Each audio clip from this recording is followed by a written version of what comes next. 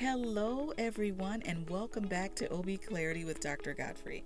I'm Dr. Carolyn Godfrey, PhD RN, and I'm so happy that you're here.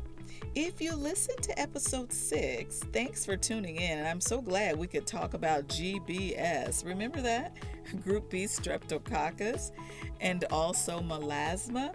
And we talked a little bit about color changes and normal changes in the newborn. But Today, I want to talk about something a little different, something that's real in nursing, especially for students. The idea of nurses eating their young. Now, I want to be clear, this isn't about every nurse out there. Most of us are amazing mentors and supporters. We know this. But we also have to be real. Some students experience unkind behaviors in clinicals, and that can really affect their confidence, not to mention their learning. So I want to unpack that today. I remember a student told me once, I feel like no matter what I do, Dr. Godfrey, I'm messing up, and everyone notices.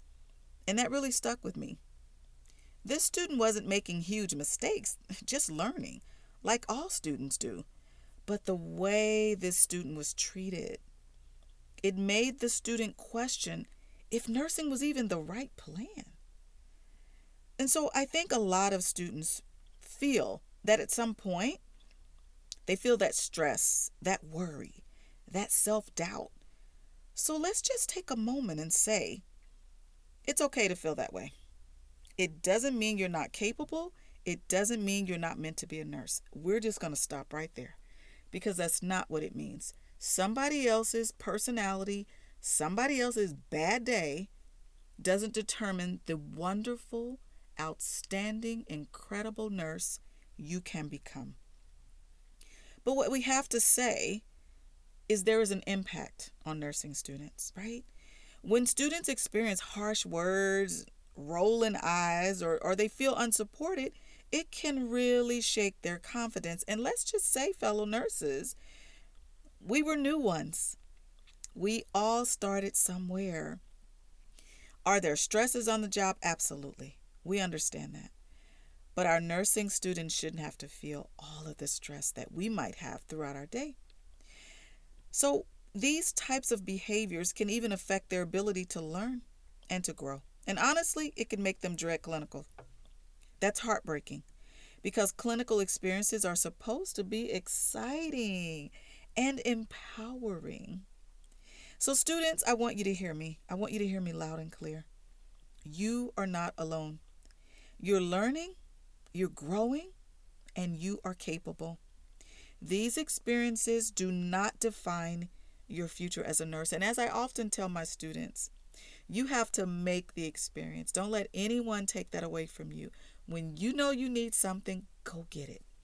That means talk to your instructors. Don't hold it in. Don't go through a whole day and it's been a bad experience and you haven't told your instructor until you got home and did your reflection assignment. Don't let your instructors find out the hard way, okay? So here's a perspective from a nurse who's me. And then let's just think about some other nurses. So I want to talk to my nurses out there, because sometimes these behaviors aren't about you personally. Maybe you're stressed out, burnt out, or you're just used to a culture of tough love, right? Some of us grew up that way. I had to go through it, so these students have to go through it. But no, they don't. So it's worth asking the question, how do your words and your actions affect the students around you? They're watching every day. They're learning from you. So a little awareness can go a long way.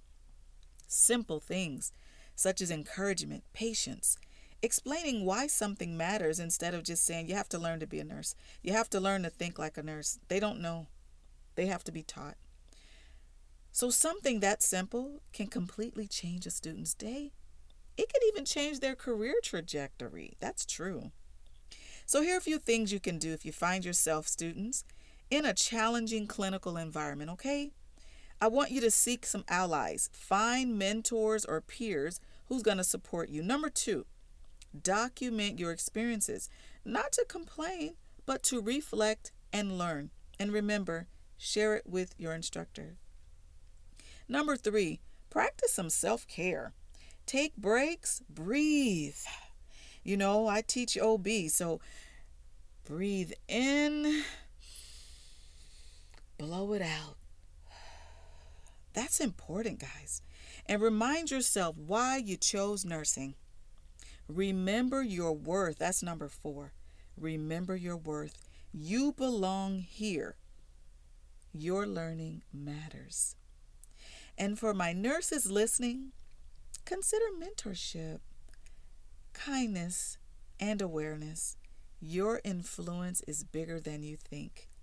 And I want to say this isn't all nurses. I don't believe it's very many.